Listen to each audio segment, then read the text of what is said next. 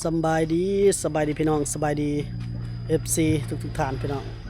ยินดีต้อนรับเข้าสู่ช่องบ่าวจอยเซโปนพี่น้องพบกันมื้อนี้พี่น้องเดินทางลงมาบ้านน้องแดงพี่น้องมาลิ้นกับน้องเขาน้องมอมน้องวันตาพี่น้อง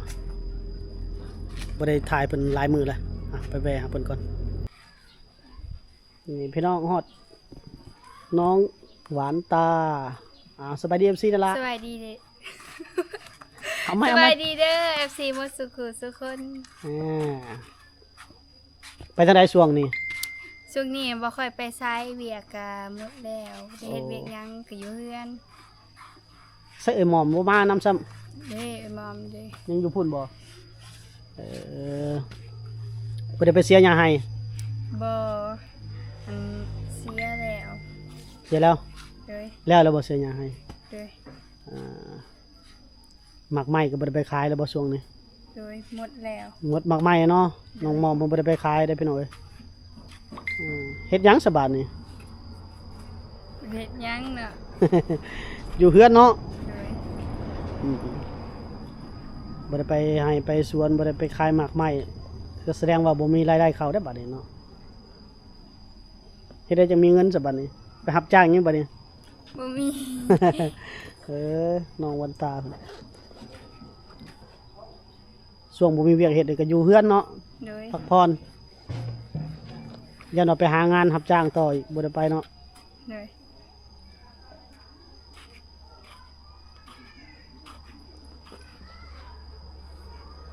หมู่คู่ไปใส่เบิดแหละ หมู่ผู้ว่าบ่มี น้องวันตาหลายมื้อเลยเนาะอันจอยบ่ได้เข้ามานี่ เด้อ ประมาณจักมื้อแหละ บ่ฮู้เป็นอาทิตย์แล้ว เป็นอาทิตย์แล้วเนาะ เด้อ เดี๋ยวว่างๆก่อนเดี๋ยวสิดึงเอาน้องใจมาเลินน้ำอีก เด้อ เอาน้องใจมาแล้วไปทางใดบัดนี้ อันไปสอดบ้านนักใจ อยากไปซ่อนอยู่พุ่นบ่ เด้อ ต้องได้ใส่รถใหญ่ไปพุ่นเด้อบัดนี้เนาะเอาหาเวลาก่อนเบิ่งแล้วงานสะพานบุญก่อนเดี๋ยวจังดึงไปเลินน้ำกันจังม่วนเนาะ เด้อ ตัวซ่อนเป็นอยู่บ่ล่ะ เป็น ได้เนาะ เด้อ โอเคไปหากินปลาอยู่เซ่พุ่นเนาะ เด้อ ต้องเบิ่งฟ้าเบิ่งฝนก่อนล่ะถ้าฟ้าฝนบ่ตกแล้วไปได้อยู่ย่านฝนตกในช่วงนี้น้ำป่าไหลหลากมาตายแต่เฮา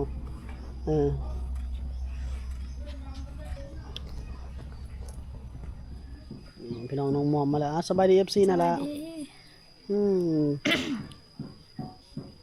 สองพี่น้องสองสาวบ่ได้ไปขายหมักไม้บ่ช่วงนี้ บ่เศร้าขายแล้ว เบิดหมักไม้เนาะ แม่น เบิดฤดูกาลมาเลยเด้ผู้แลแล้วข้าวแล้วน้ำพุ่นแล้วเขาเจ้าจึงปลูกอีกหมากแคนตาลูปหมากแตงหมากแคนตาลูปเนาะฤดูกาลหมักไม้พุ่นแล้วจังได้ขายอีกเฮ็ดหยังบาดนี้บ่ได้ขายหมัก เฮ็ดให้ กลับมาเฮ็ดให้เสียหญ้าให้แล้วล่ะบ่ แล้ว โอ้ไวเนาะเห็น ไว้หลายคนเสีย เห็นลงคลิปว่าไปเสียหญ้าให้โอ้จักไปถ่ายเด้คือสิคักเนาะหลายคนไปบ่ หลาย อืมม่วนได้ไปเสียเนาะกินข้าวเที่ยงอยู่พุ่นพร้อมหลายคนกินหลายคนน่ะเนาะ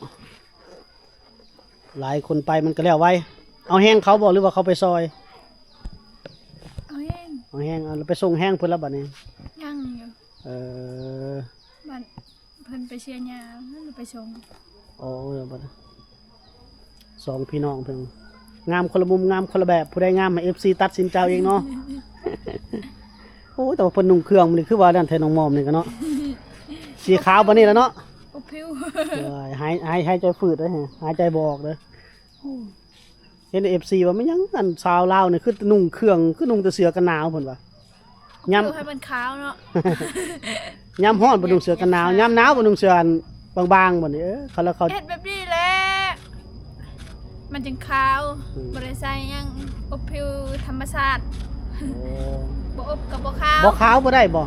ขาวบ่ได้บ่ บ่ขาวอบสำนี้ยังบ่ขาวแห้งกระเต็กค่ะบ่ได้อบพิวงานอบเนาะข่อยยามมัน น้องวันตาเด้ออบสำนี้เนาะเบาๆเนาะ เบาๆขี้คร้านแบบอดอัดเนาะ ม น้องหมอมจะขาวขนาดน้องหมอมอบผิวสำนี้ยังบ่ได้ขาวเห็นบ่ เขาบ่ตุ่มเสือผ้าห่มโตๆพุ่น อันยังก็เสือนั่นเด้เสือเขาอบผิวนะเสือแพรนั่นนะว้าตกเป็นตะย่านแท้เด้เบิ่งเขาถอดเทื่อนึงนะ เข้าไปอยู่เลยตากพัดลมตากแห้งเนาะ บ่เป็นตาหายใจฝืดอะนะเป็นตาอึดอัด ตากตากพัดลมมันก็บ่ฮ้อนเนาะ อุ้ยผู้ตากแอร์ก็บ่ได้งามก็มีเด้อืม ก็มีเนาะ มันขึ้นกับกรรมพันธุ์เฮานี่ล่ะ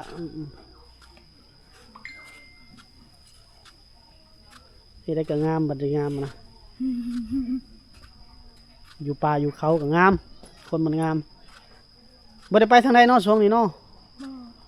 เสียหยังให้ก็แล้ว ได้แล้ว เครื่องของบ่ได้ขายเฮ็ดได้จะได้เงินเฮ็ดได้จังได้อันนั้นซะ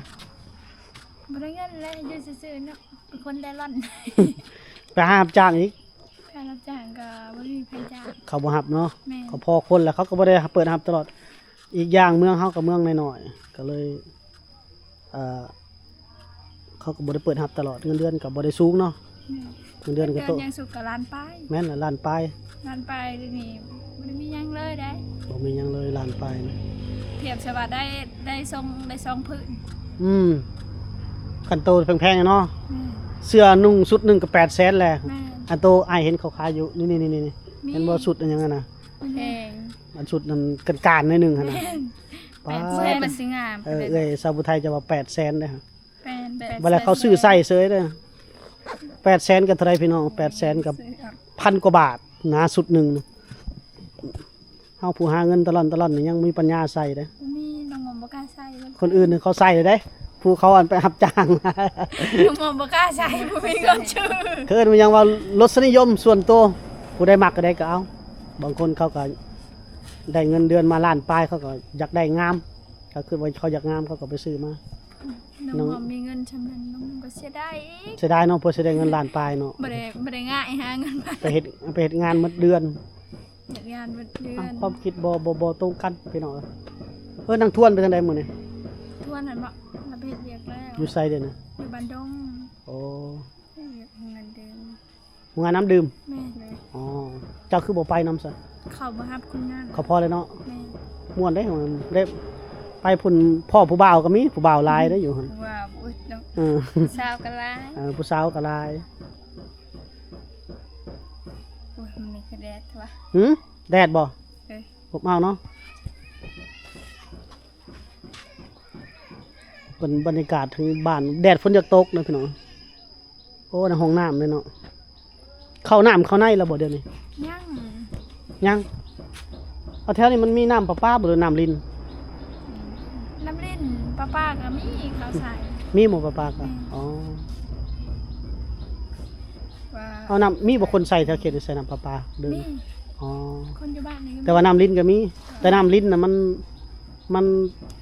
ถือว่าบางเทื่อมันตันนี่ก็แล้วเนาะ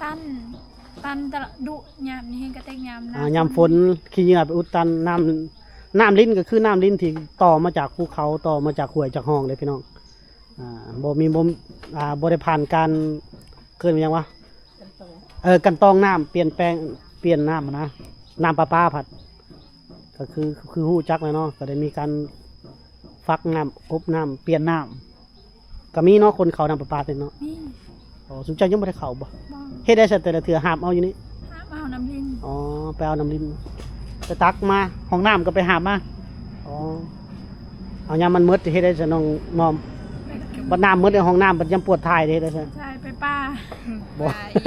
ย่านเอาไปหิวน้ำมาก่อน บ่มีทางเลือกระบบบ่ให้ได้แบบนั้น บ่แล้วไปหิวน้ำมาแล้วก็เข้าห้องน้ำบ่แห้งเนาะ น้ำมันขาดเลย มันปวดแห้งเนาะบ่ว่าเฮ้ยแล่นเข้าป่า บ่มีน้ำเลยช่อง3มื้อนี่บ่ได้มีหากับมื้อนี้เขาไป อ๋อหมายถึงว่าน้ำลิ้นที่อยู่ในก๊อกในหมู่บ้านนี่มันตันบ่ แม่น โอ้แล้วมันขาดมันก็มีขาดอีกเนาะ แม่นต้องไปแป้ง โอ้ ไปแป้งไปแล้วก็2มื้อประมาณนี้ก็พ้นตกมาก็ตันอีก อืม อีกอย่างก็บ่มีเวลาไปแน่ มันต้องน้ำลิ้นนี่มันต้องเลยจักคนในบ้านหมดคู่คนเด้เนาะไปซอยกันเด้ แม่น เพราะว่าใส่รวมกันเด้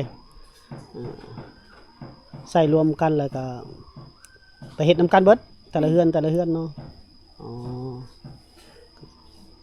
โอ้ โอ้คันบ่เข้าน้ำประปานี่ก็ลำบากไปได้เนาะแต่ว่าอยู่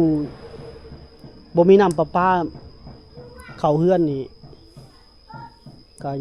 คือว่ามันยุ่งยากไปนึงเฮือนนี่เด้ซะน้องมอม เพิ่นมี เขาน้ำประปาบ่ แม่น โอ้นี่พี่น้องข้างๆกันนี่เขาเท่าไรล่ะเขาน้ำประปาสุดหนึง บ่ฮู้ ยังบ่เคยรู้จักเนาะ แม่น แต่เฮือนอ้ายนั้น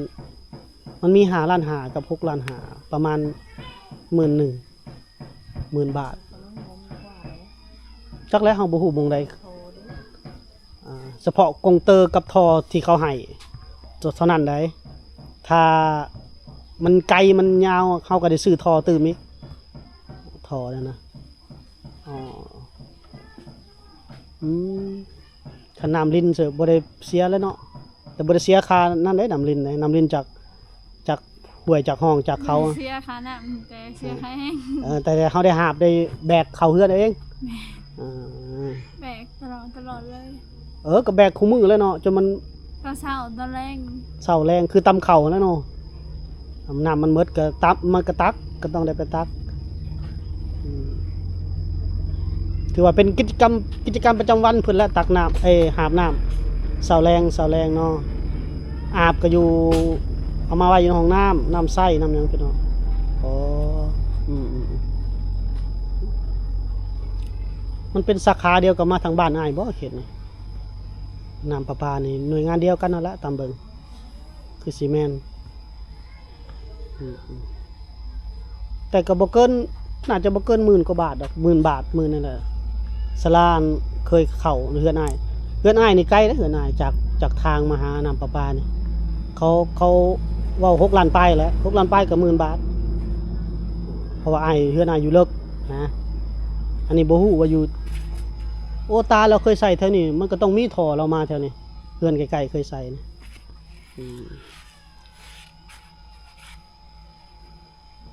พี่น้องล้มน้ำเพิ่นว่าเพิ่นใส่น้ำหยังสมมุตินี่นะน้ำลิ้นเพิ่นว่าขาดเคินมือมีมือบ่เนาะบ่มีน้ำประปาใส่อยู่เฮือนน่ะนะพี่น้องปกติเขตนี้เขามีน้ำประปาใส่หมดแล้วในแถวเฮือนข้างๆนี่ก็ได้แล้วแต่อยากได้อยู่บ่น้องมอม อยากได้ มันสิสบายขึ้นกว่าเก่าเนาะเฮาบ่ได้หาบบ่ได้นั่นเด้ เวลาบ่มีน้ำนี่ก็ยากสุด เพราะว่าน้ำห้วยมันไกลต้องขึ้นภูไป คันน้ำลิ้นบ่มานี่ไปอาบอยู่ไสสบายนี่ อาบอยู่น้ำห้วย อ๋อ คือว่าส่งนึงนะน้องมองก็เห็นไปไซส์อยู่คุ้มนั้นบอก แม่ ส่ง บางมื้อ ประมาณเดือน ใส่ 4เดือน5นะเห็นเจ้ายางไปอาบอยู่คุณบอก น้ำมันขาดเนาะ อาบเพิ่นลูกบิมิผู้ใด อ๋อ คุ้มตัวนั้นนะบ่จ้อย คุมพุ่น แม่น ทางเฮือน นั่นแหละ ทางเฮือนน้องแม่ก็น้อง สังเกตน้องมันมี น้องไม่มีทางทางเฮือนน้องใจดีมันยังบ่ทับพุ่นบ่อ๋อ กินยาไปอาบน้ำมากก็หอนคือเก่าอีก ก็เอารถจักรไปตักน้ำมาใส่อีกเนาะอ๋อตักน้ำใส่หอยใส่นี่ก็ใส่รถไปอาบก็ต้องย่าง สงสารเนาะพี่น้องเนาะขาดคือน้ำประปาโอ้ยน้ำประปามือหนึงคือแต่อ้ายบ่มีน้ำมือหนึงนี่ก็วุ่นวายแล้วอาศัยโตงน้ำฝนไว้1,000 ลิตรพี่น้องก็น้ำบ่มาแล้วก็พอได้แก้ไขบัดน้ำเก็บกำไว้หมดแล้วก็แล้วบัดนี้ขาดเคินนี่ก็แล้วตอนนี้ น้ำกินก็ต้องไปหาเอาอยู่ห้วยบ้าง เอาน้ำบ่ได้ซื้อเอาบ่น้ำกินก็ พอกินน้ำห้วย กินน้ำห้วยกันจะว่าซื้อเอา บ่ น้ำลิ้นนี่กินอยู่บ่น้ำลิ้นนี่ก็กินบ่ แม่นกินน้ำเล่นนี่นะ อ๋อน้ำลิ้นก็กินได้บ่โอ้กินน้ำลิ้นก็อยากอันนั้นแน่นะแล้วบ่อยากสะอาดแน่แล้วซื้อตุก10ปลายพันเลยเนาะ12 ชื่อลูกก็บ่มีเงินนะ ซื้อตลอดก็บ่ไหวบ่มีรายรับเด้ มีแต่รายจ่ายรายจ่ายน้ำอึด ก็เห็นใจอยู่บ่มีเวียกเฮ็ดงานทำเด้พี่น้องรายรับมันบ่มีซุมื้อนี้มีแต่ของแพงๆหมดอยู่ลาวอยู่บ้านเฮานี่ผู้เคยมาลาวแล้วจังฮู้จักดอกพี่น้อง FC จากเมืองไทยก็ค่าของชีพมันสูงรายรับมันน้อยเงิน 1,000 บาทนี่ไปตลาดซื้อเครื่องของนี่บ่ได้ทะเลโตเนาะแป๊บเดียว เครื่องนุ่ง แห้ง500แห้งกระเต็ก 500บ่จอยนี่คือ FC ให้บางท่านเพิ่นให้ไปสะพานบุญน่ะใส่น้ำมัน100,000ซื้อของกิน100,000 หมดจดแล้ว แล้วก็อีก100,000เอาไว้กันเวลาตีรถหัวตีรถซอดก็ตีรถซอดแล้วก็เบิดเลยเพิ่นว่านี่ บางทีก็อาจสิบ่พอมันมีร้ายแน่ นั่นแหละพี่น้องค่าคงชีพยางแบนเทื่อหนึงก็หมดละ100,000กีบ100กว่าบาทนะบ่ไปใส่ละน้ำมันก็ต้องใส่แล้วเข้าชนบทก็เต็มถังไว้ก่อนแล้วยางขี้ลายก็100,000 100,000ปลายแล้ว2 ลิตรถึง3 ลิตรแล้วพี่น้องบางทีมีน้ำมันเฮาในรถเนี่ยก็ถือว่าบ่ใส่หลายแต่ปกติเราต้องได้ใส่เต็มถังไว้ก่อนรถเพื่อมีการฉุกเฉินย้อนน้องมอมเนาะเอาใจสวยพี่น้องน้องมอมน้องวันตาพี่น้องให้เพิ่นมีเวียกมีงานให้ได้นำประปาใส่ไวๆเร็วๆเนาะ